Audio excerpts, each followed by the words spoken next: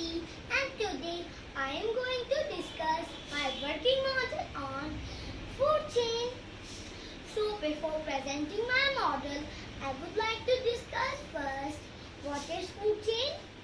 So a food chain represents how plants and animals dependent on each other for their food. There are three parts in a food chain. First, producers. Second, consumers. And third is decomposers. Producers means plants.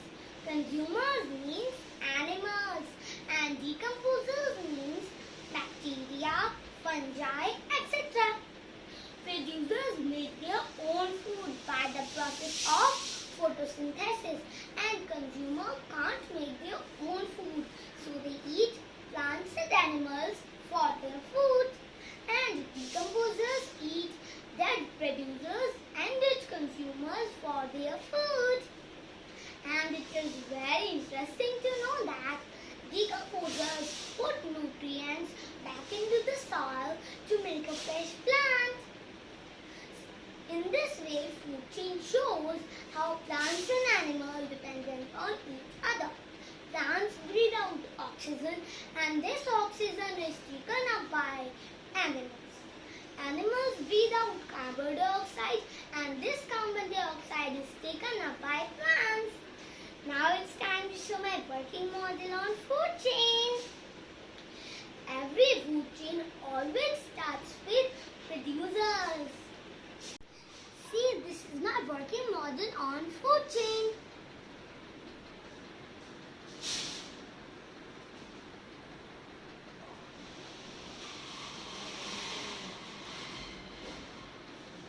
Here, these plants use solar energy to make their own food by the process of photosynthesis. Here, these plants are the producers, and these plants are eaten up by grasshopper. Here, grasshopper is primary consumer, and grasshopper is eaten up by frog. Here, frog is secondary consumer, and frog is eaten up by snake.